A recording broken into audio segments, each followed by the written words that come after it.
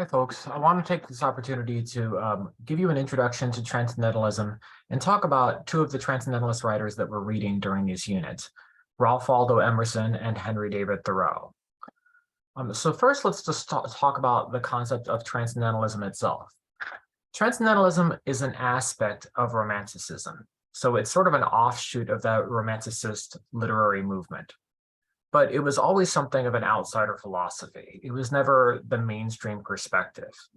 So Romanticism and Transcendentalism are kind of coexisting alongside each other time-wise during the 1800s in America.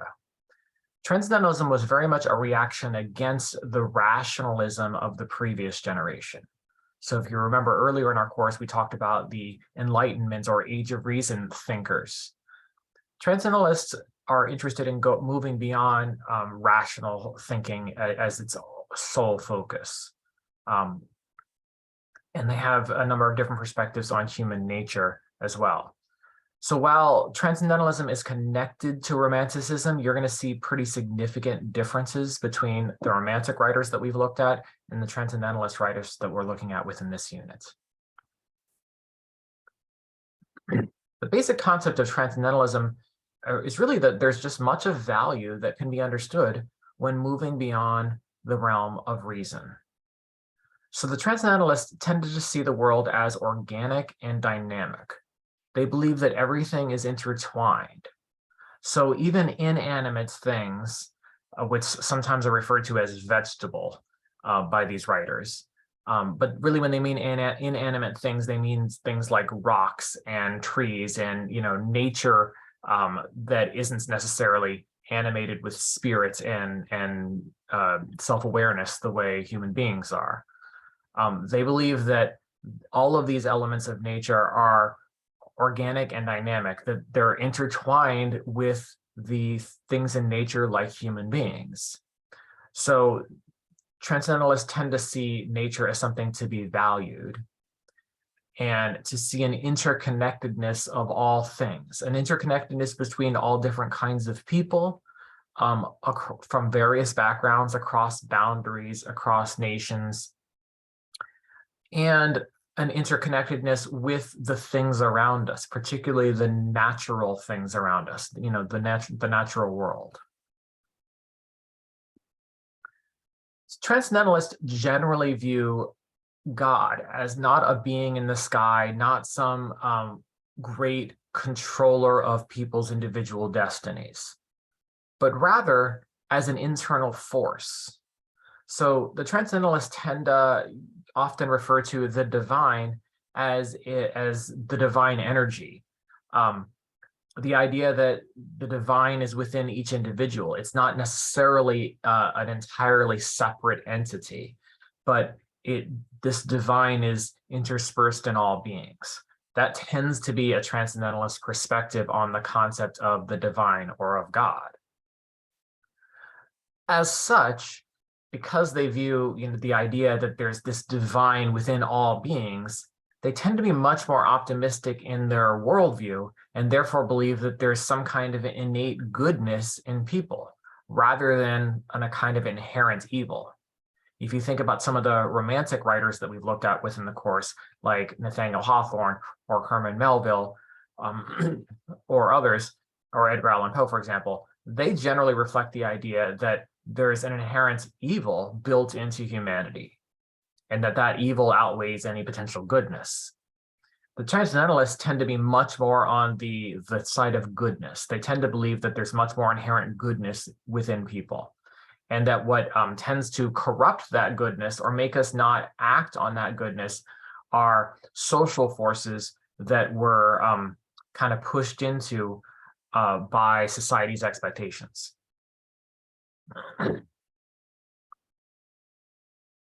So you'll see some Transcendentalists refer to the idea that there's this kind of divine energy within all things and within all living and non-living things, and that there's a kind of connection between all of them.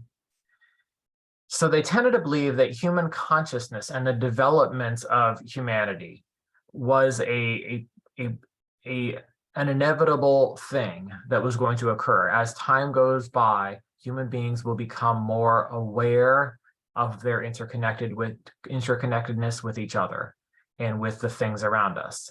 And they see this, they tend to have this optimistic perspective on this idea in progress, that as humans become more aware of their interconnectedness, they'll ultimately do good and be good in the world around them.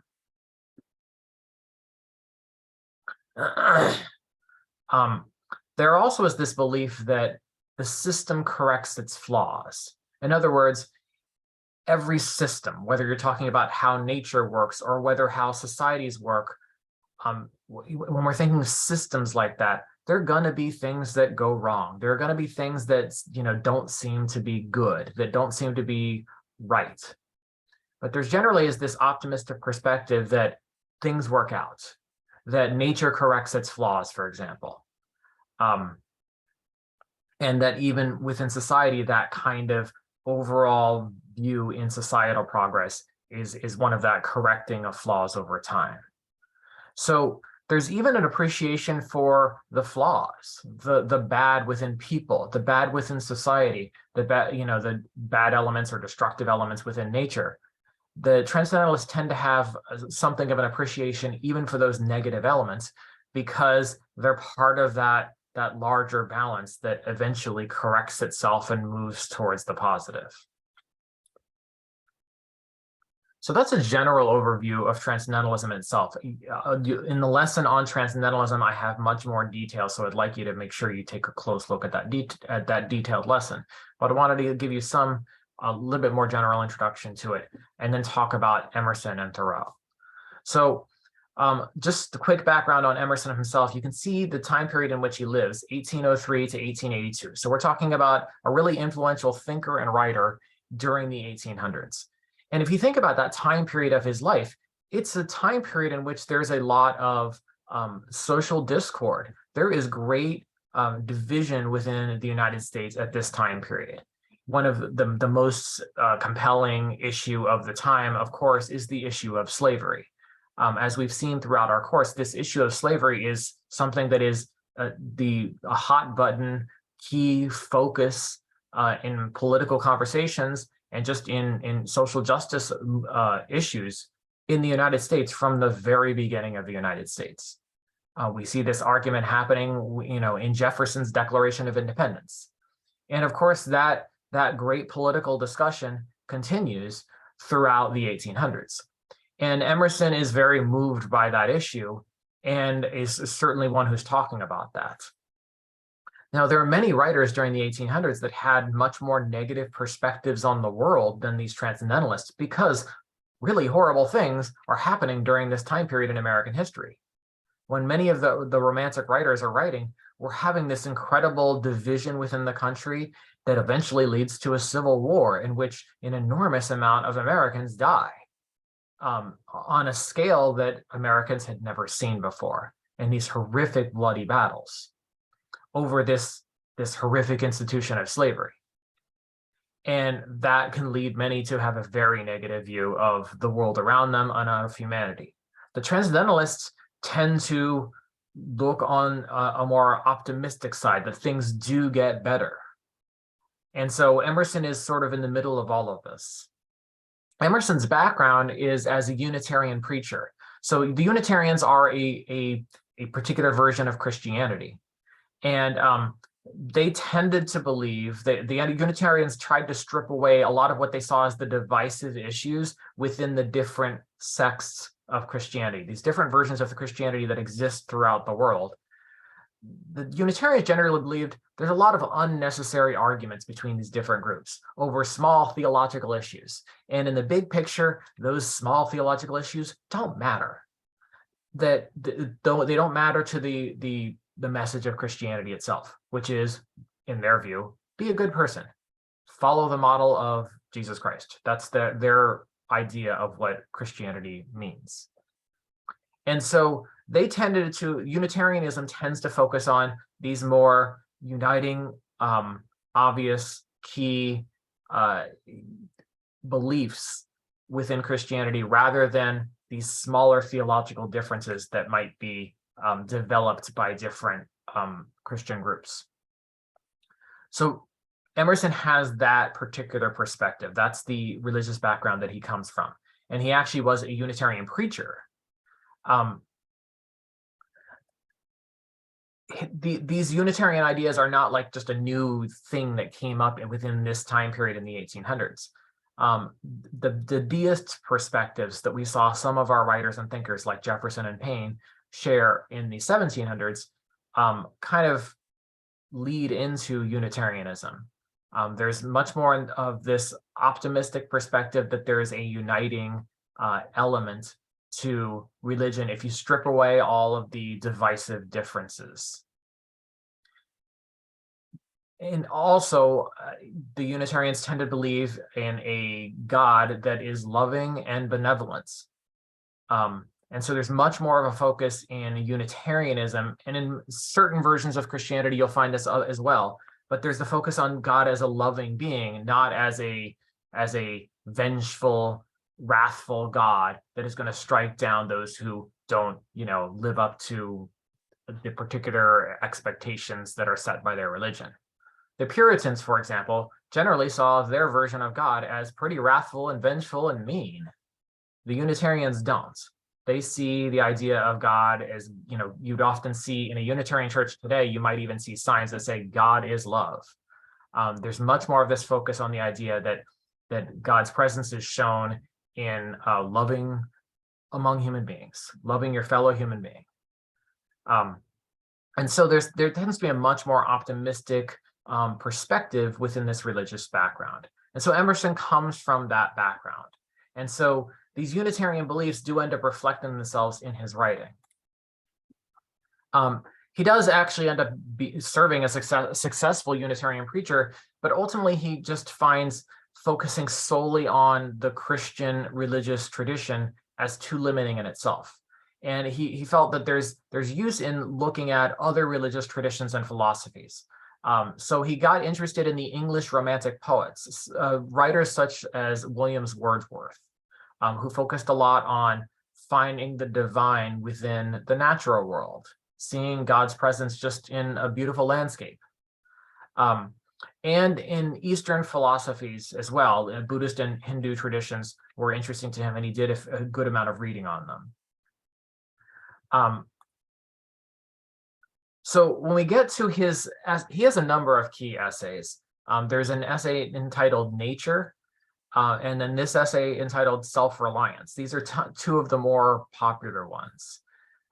Nature is honestly a bit more complex than this Self-Reliance essay, so I thought this would be one of the better ones for us to try to approach. You will frequently see, honestly, on social media and sometimes just in people's speeches, you'll see them quote Emerson from this particular essay in regards to the idea of, it relates to the title, the idea of people being self-reliant, basically don't rely on others. This is often oversimplified to something like people shouldn't rely on the government for help. That is not at all what Emerson was interested in talking about, and largely goes against his philosophy. So you'll often see people take some of his quotes out of context that totally miss the point of what his essay was actually about. But when you look through the essay itself, you'll see there's some key ideas that he really is trying to convey. The first has to do with where we find truth. So he's writing this in the 1840s, and he's thinking about what society deems as right or wrong. And a lot of the expectations about how you as an individual are expected to act are these social expectations that we're taught. It's right to do this thing. It's wrong to do this particular kind of thing. He's writing this in a time period in which slavery is legal throughout much of the United States. And there are very large portions of the society that think this is perfectly okay morally. Emerson is very much against that. This is just an example of one of the kinds of things he's thinking about. These broad social majorities aren't always right. Instead, the place to find what is right comes from listening to one's own deeper intuitions or one's sense of internal truth. So listening to that voice of righteousness deep inside, not one that's been programmed into you by society or even well-meaning institutions like religion. Focus on what you in your core know is right.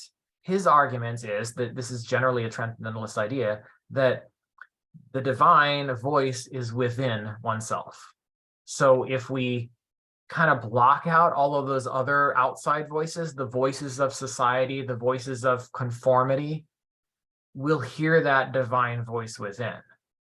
And so that we can often come to our understanding of these greater spiritual truths through listening to our own divine voice within, rather than just listening into the conventional reason of the day.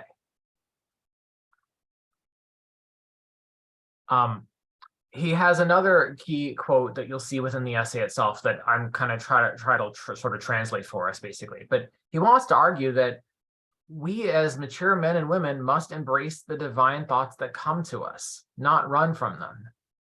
That when we have these gut, deep down inside convictions that seem to come from within us, and that may go against the mainstream of society, or that may go against the conventional thinking of the day, we need to listen to our internal truths and not run away from them. Trust your instincts in that sense. Now, he argues that society, even when well-meaning, often drowns out those inner voices, that we're taught to think and act a certain way, through our schooling, through the things that we read, through society's expectations, through the popular culture. And we're often taught to just go along with the consensus of the day and time that we live in. And he's arguing individuals shouldn't do that. They should listen to deep down inside of them what is right and follow that, not just go along with the consensus. So the traditions and customs that society encourages, it's useful to question them. It's useful to not just blindly go along with them. So he's very much a nonconformist in this sense. The idea of conforming to social expectations or just going along with traditions and customs because that's what your parents did, or that's what the people in society around you do. He sees that as harmful to the individual self. We don't truly listen to the divine voice within if we're just following traditions and customs that others have told us. If we just do what other people are telling us and not listening to our own, internal convictions, then we're not really living our true, authentic lives.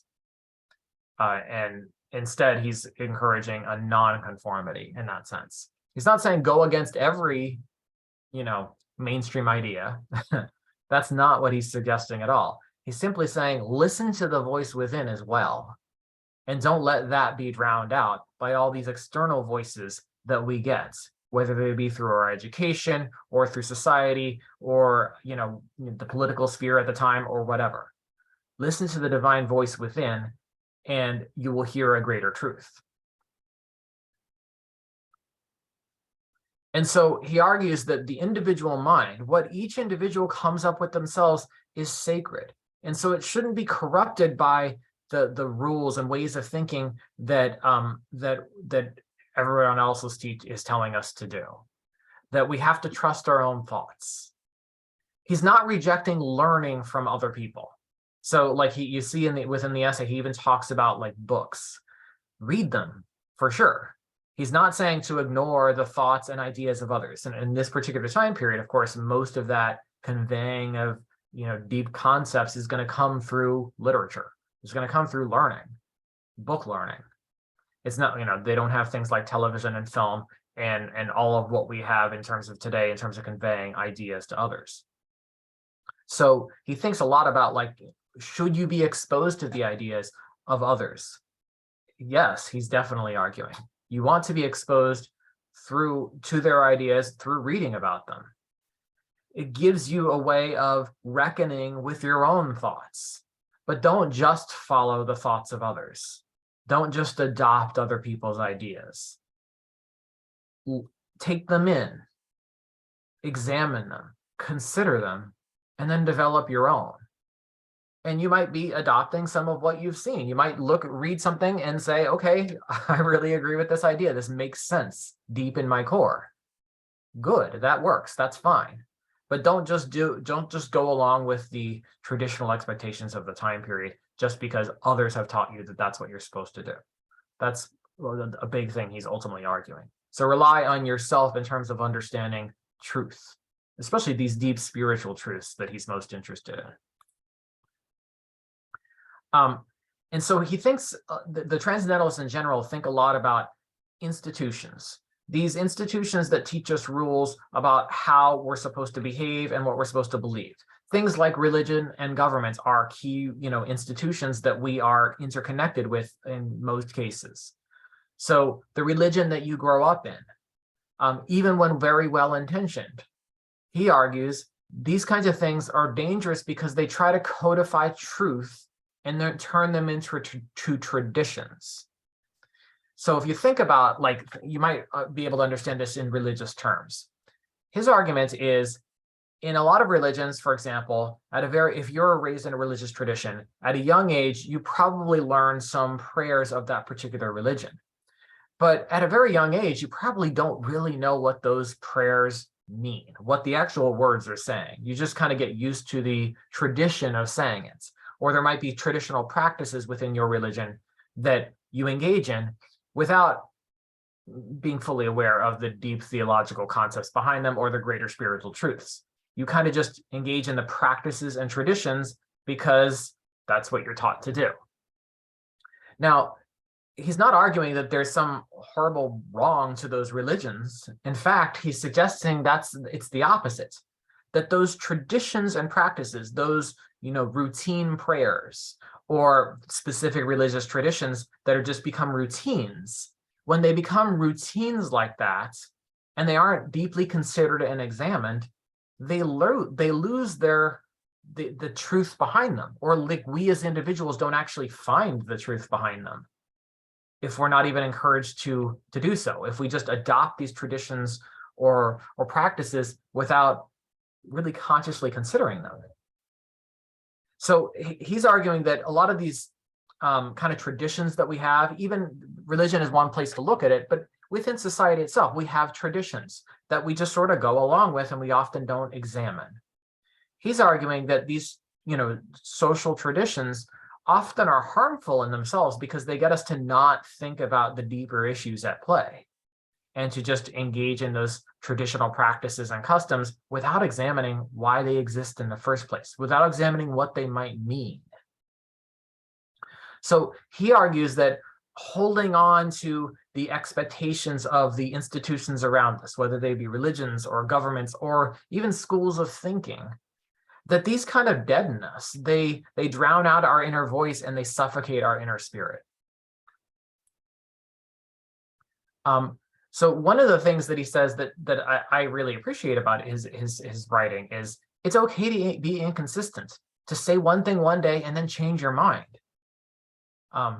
Because consistency is the hobgoblin of small minds. In other words, staying consistent all the time, not changing your mind, means you're not continuing to think. Listen to new ideas, listen to what others are saying, consider them, and you might at times even reconsider your perspective on an issue. And that's an okay thing to do. That's a good thing to do. Some people, they might like take a stand on an issue and feel like they have to, defend that stand forever. Whereas he's arguing it's okay to change your mind. It's okay to reconsider things. You might get to a place that just feels more deeply true at a new time. One of the things that the Transcendentalists talk about is this equality of all human beings, regardless of background or social class. So they really want to make a big point that one's social class, and that includes one's economic class, one's race, one's gender, one's religious belonging, that those things don't have anything to do with our individual virtue, our individual intellectual ability, our individual ability for spiritual insight, or our worth as human beings. That too much of what we see, the ideas that are passed down to us, the histories that we get, the customs that are developed, are written about and written by, an exclusive class, the wealthy largely. And it makes us sometimes think that the wealthy are the most valued, that they have a greater sense of virtue, or they have a greater ability towards great thoughts, or even towards greater spiritual insight. And he wants to argue every human being is equally capable of these deep insights of their own. And so we shouldn't trust, our social betters. That would be a term that they would have used in his time. We shouldn't necessarily trust people just because, or go along with what they say just because they have more social power than we do. We should recognize our own inherent worth in developing our ideas. Now, this is a rebellious idea in the time. Particularly in the mid-1800s, you have a society that's very much structured on social class, the higher economic classes. In this case, we know there's inequality in terms of race, in terms of gender. There's inequalities that exist in terms of religion as well around the United States at this time. And this is inherently going against that. You see the Transcendentalists, and particularly Emerson, use the term intuition. And that's really just sort of his term for this, what he refers to as primary wisdom. He really would think of it as this divine knowledge within each individual that's just inherently there, and that if we listen close enough, we can, come to understand. And that's what that term intuition is often being used to refer to. This is very similar to what Thomas Paine was arguing in The Age of Reason. The idea that greater truths reveal themselves to individuals, and they're only truly understood when the individual finds it themselves, not when they just do what some religious leader or thought leader is telling them to do. So again, it's pretty clear that Emerson really ends up being the most influential transcendentalist because he influences the ones that follow. He's ultimately arguing institutional religion should be ignored. We don't need anything or anyone. We don't need an institution to interpose between the individual soul and the divine. Instead, the divine, or God, speaks to each individual soul. And institutions, even when well-intentioned, drown out the voice, that divine voice within. So the next step, he argues, is be unashamed of your own thoughts and ideas, if they're truly deeply felt and come from within. And so this is where he starts to think about like nature too.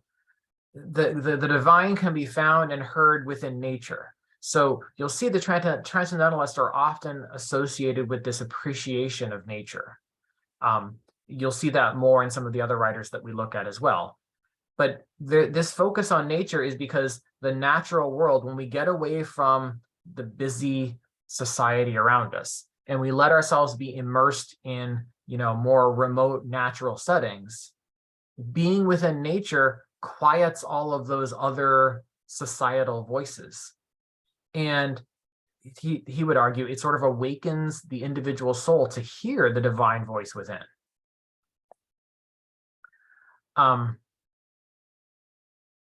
So he even argues with things like traditional prayers or rote prayers, these prayers that we learn maybe in younger age that we just sort of say without thinking about, that those are actually harmful to understanding this connection with a divine force.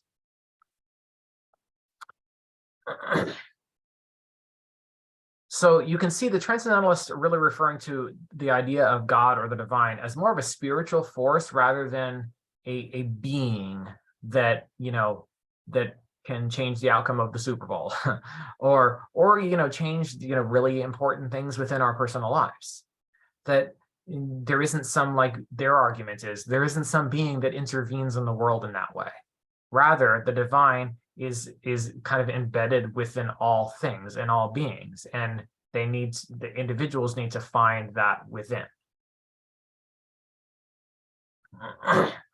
And so he argues that traditional institutional religions are a disease of intellect.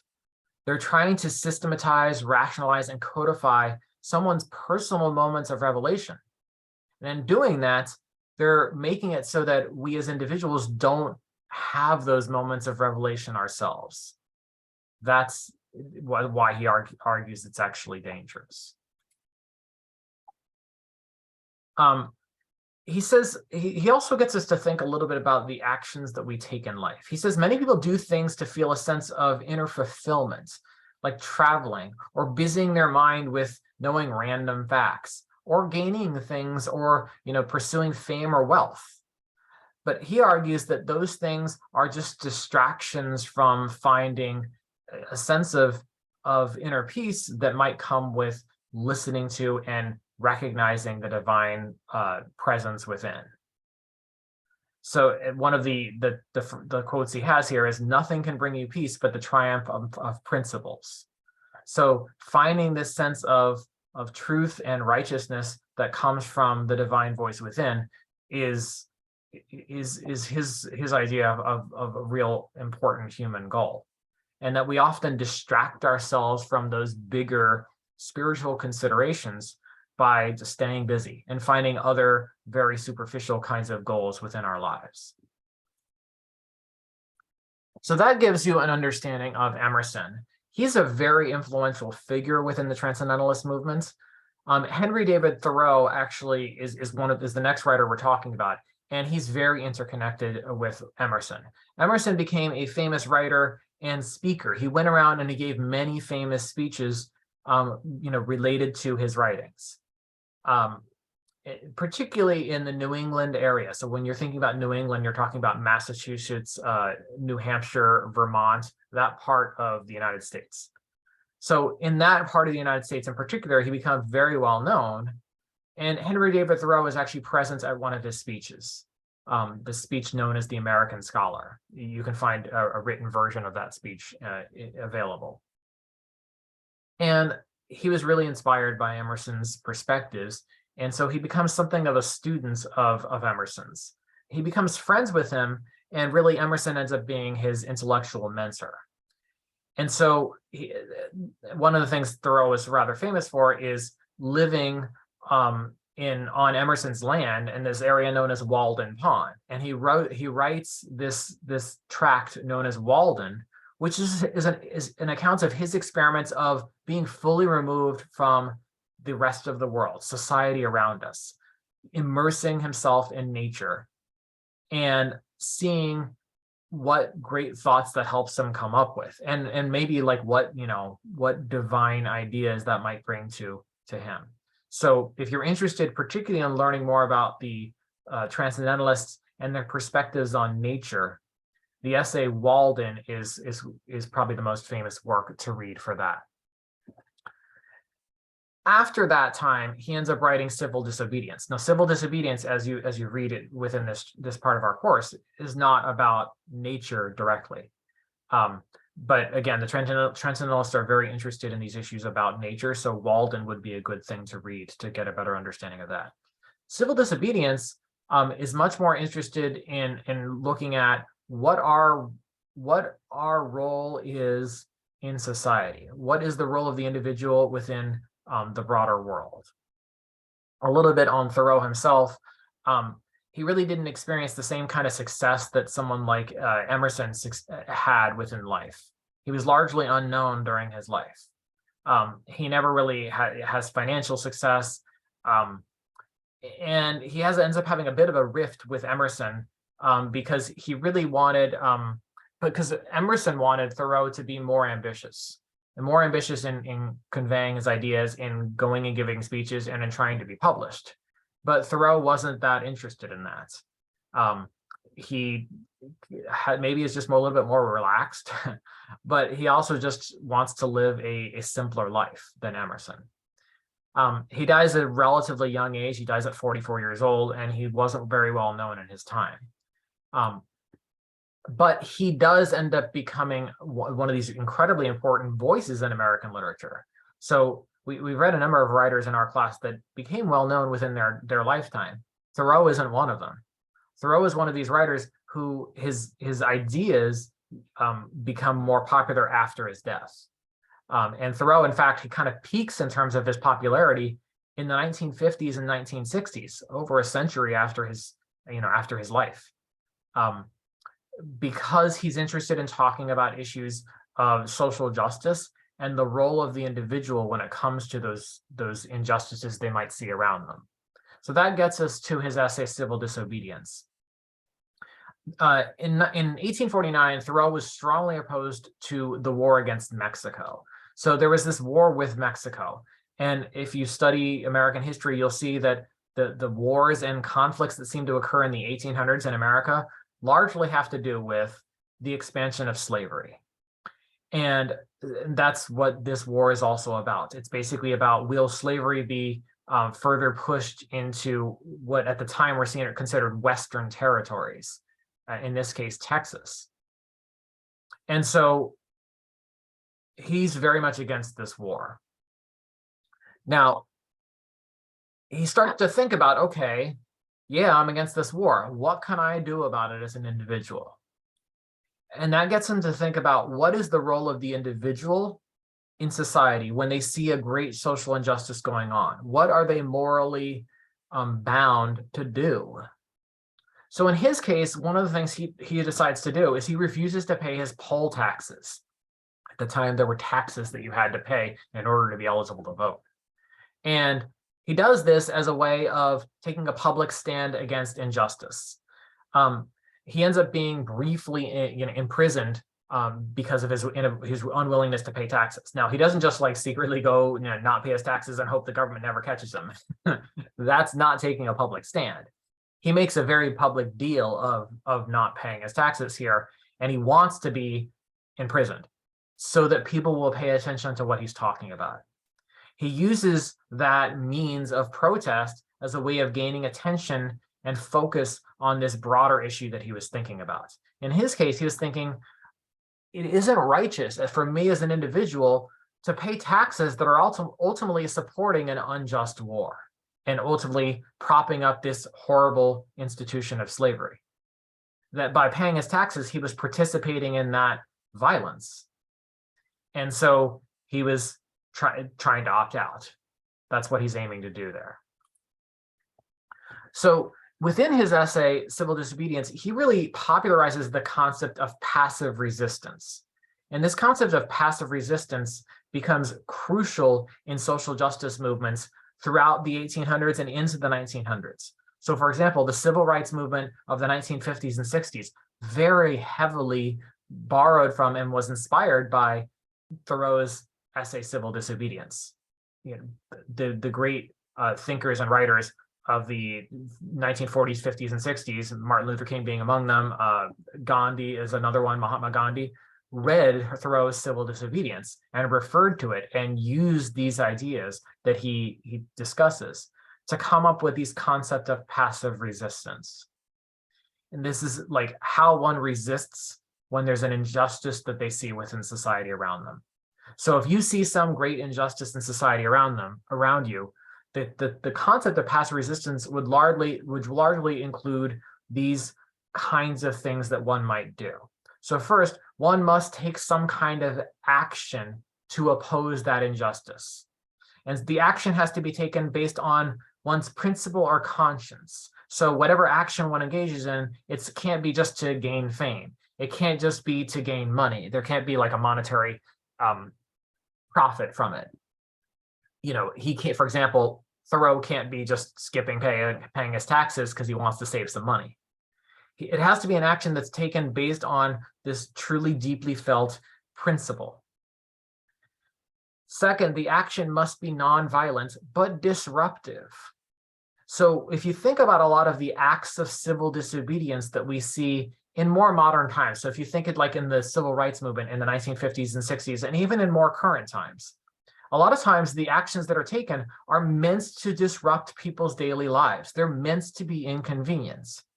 So for example, a common action in the civil rights movement in the 1950s and 60s were sit-ins, where people would literally just sit in a public space and take up space to the point where it'd be annoying other people. Just sometimes their presence would be annoying other people, or sometimes they'd be in the way.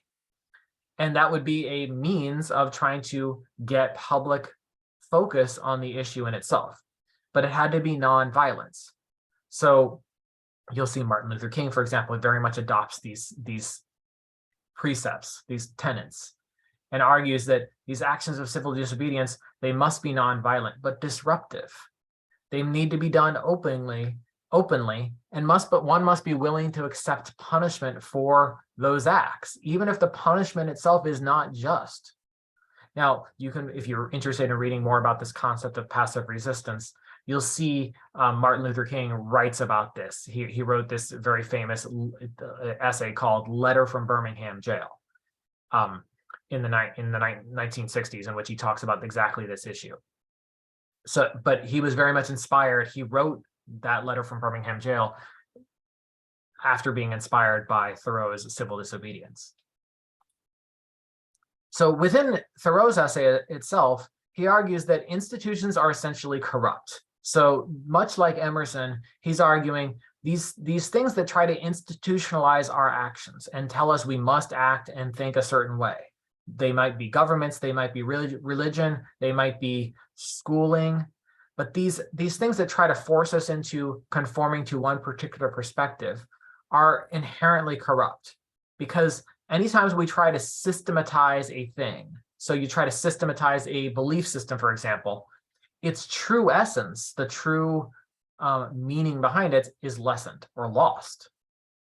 And in the process, it turns off our individual minds. It gets us to not consciously consider our actions. So he's thinking very much about the issue of slavery in the time period in which he lives. And he's living in a northern state. He's living in Massachusetts. And the people in Massachusetts are strongly against slavery. And he's thinking, okay, well, people in Massachusetts, they go and vote, and they're voting, for representatives who are going to oppose slavery. And he's thinking about, is that in itself good enough? Is that really doing something to end slavery? That even the role of governments here, it may actually nullify the individual conscience, because people will go to the ballot box, they'll cast their ballot, they'll say they did their thing, and then they kind of wipe their hands clean of this injustice that's going on. Hey, I did my bit, we didn't win, but oh well, what can I do? That's the concern that he has about these institutions that try to act for us, that they may actually nullify the role of the individual conscience. And so he argues, no matter what the majority thinks on an issue, or whether you're on the winning side or losing side of an issue, in terms of the popular opinion, it is always right for someone to follow their individual conscience alone, even if other people sincerely on their conscience believe something different. That what matters is that we follow our own sense of truth, that we do and think, that we do the right thing, the thing that we think is truly right, regardless of what the majority might think. And so he believes that even when you're in the minority on an issue, if your perspective within the broader society is not one that's accepted, that you might be a bit of an outsider in that sense in society. But the role of the outsider in the minority in this situation, those who are not embraced by the mainstream, is to be society's conscience, to make them keep thinking about this injustice that you see, to keep pricking their conscience, to keep forcing them to think about it and not just blindly going along. In other words, to agitate people into considering or reconsidering their positions on these injustices that one sees.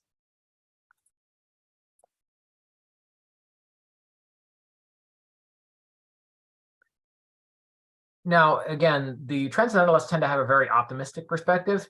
He argues that when an outsider or minority, someone who's in the minority but is truly righteous, listening to that divine voice within, doing the right thing no matter what the broader society says, if they truly give themselves to that cause, they will ultimately prevail in some broader perspective. So, the idea that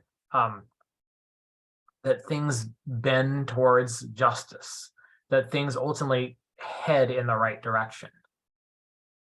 Again, this kind of perspective was held by many civil rights leaders in the 1950s, 1960s, and even into today's time. They've adopted that more kind of positive perspective on creating social change. That if you truly give yourself to the cause, and continue to focus on it, you will lead things towards this sense of justice. So some of the key quotes that he wants to, that are within civil disobedience, I think are worth examining. One of them being, a government in which the majority rules in all cases cannot be based on justice. So we like to think we live in a society in which, to some degree, the majority does rule. Like we do theoretically have a government that, with some stipulations along the way, is ruled by majority majority rule. Now, he argues that's not necessarily the same thing as justice. Just because the majority have decided one particular thing is okay or legal or right does not make it right. So don't just go along because the majority says so. And that government in itself isn't necessarily just when the majority rule is still allowing an injustice such as slavery in his time period. So one of the quotes that he has here is this question: must the citizen ever for a moment or in the least degree resign his conscience to the legislature? In America, we don't vote on laws. We vote for representatives. We vote for legislators who are going to hopefully do what we want them to do. And we may or may not win in terms of who we vote for. But he's asking the question, should individuals then, just vote for the way they think things should be and, vote for a legislator who's going to hopefully represent their interests and their beliefs, and then just move on and not get involved anymore? He's asking this as a rhetorical question, but his answer is clearly no, that every individual should still act beyond just their votes. They have to further act to end the injustices that they see in the world around them. So he thinks about, like, when do you really need to act? What is it? There's lots of things we could see in the world around us, and if we go crazy over every single thing that we see where there's something that's not perfect, we're going to be always creating drama, and that's going to wear people out. People aren't really going to be able to handle that level of outrage all the time. So he thinks about, what are the kinds of injustices where we are morally bound to act? And so he has this key quote: if the injustice, so whatever injustice that we're saying, if the injustice is part of the necessary friction of the machine of government, let it go. Let it go. Perchance it will wear smooth. Certainly the machine will wear out. So that first part of the quote is really important. He says, look, if the injustice that you're running into here is just one of these like glitches in the system, then don't freak out about it. Don't focus your efforts on that. It will work itself out over time. Again, that's an optimistic perspective. Like an example of that, in the 20th century, the 21st century, in our time period, we've had multiple elections for presidents where the person who won the majority of the vote didn't end up becoming president. That happened in 2000. Al Gore got about 700,000 more votes than George W. Bush, but because of the Electoral College, George W. Bush became president. Same thing happened in 2016. Donald Trump got about 2 million less votes than Hillary Clinton, but Donald Trump won the Electoral College and became president. Now, Thoreau would look at that, I would argue, Thoreau would look at that and say, this is one of those like glitches in the system. It's one of those, it's part of the necessary friction of the machine of government. So there's not much you can do about that. Just let it go. Now, other people might argue it's more than just a glitch. So that's another discussion. But he's trying to think of these kinds of issues where it's something that's just sort of a glitch in the system, and it's not something that we need to fixate on because it's not going to keep repeating itself. It will wear itself out. It will work out over time. That's his argument. Or the machine will wear out. If this same glitch keeps happening over and over again, people will change it. So he's saying those kinds of injustices aren't probably worth your focus. But then he's thinking about the types of injustices that are. But if the injustice that we're thinking about, is of such a nature that it requires you to be the agent of injustice to another, then I say break the law. So that's like his key prerequisite here. If the injustice that you're thinking about requires you as an individual to somehow co-sign that injustice or go along with it in some way, then it's your moral duty at that point to go against it. So he's thinking, for example, in his time about slavery. And he's thinking, by paying this tax, I am funding this war to expand slavery. I am ultimately supporting slavery with my taxes. This system is forcing me to be part of that injustice, to be part of the agent, to be an agent of that injustice to another. And so therefore he believes, well, I have to break the law. I have to go against this. To continue his quote, let your life be a counter friction to stop the machine. What I have to do is to see at any rate that I do not lend myself to the wrong which I condemn. Don't let yourself be part of the injustice. That's his argument. It's in those situations, it's your action, it's your moral requirement to act on that injustice, to try to stop the machine so it doesn't keep continuing. So you can see Thoreau's views of passive resistance in particular become very important in the 20th century. Mahatma Gandhi, the hippie movement of the 1960s, the counterculture movement of the 1960s were very much inspired by him. Many key civil rights leaders, such as Martin Luther King being probably the most famous one, were inspired by his ideas, particularly in this essay, Civil Disobedience. You'll see within some of his other writings, there's more of a focus on anti-materialism, nonconformity, freedom from governments. Those are some of the key ideas that you can see conveyed in his essays. We don't really see the anti-materialism one necessarily as a focus within Civil Disobedience, but if you read his essay Walden, you would see that as a key focus. So he has this long-term legacy that affects not only some of the other transcendentalist thinkers and writers, but many key public political figures and just regular people in the 20th century and into today.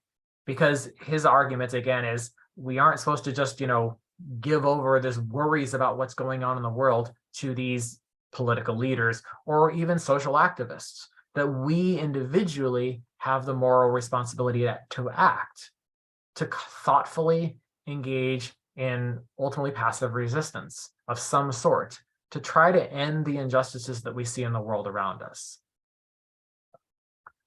Okay, so I'm hoping that gives you a good overview of these of Transcendentalism in general, and particularly of Emerson and Thoreau's essays. I know these readings can be somewhat challenging because they're philosophers, and so they're talking in these rather broad philosophical terms. You can see with Emerson, he talks in much more broad philosophical terms about how one finds truth.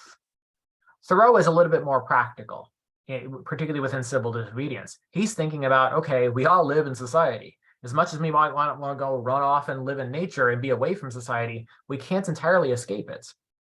We still live in a society with other people. And so there are social injustices that we are going to run across. We may personally be the victims of those injustices, or we might not be. But either way, we as individuals are morally bound to act. And in Civil Disobedience, he kind of lays down his guide for how one should act and when one is morally bound to act. Okay, so I'm hoping that this gives you a better understanding of these two essays.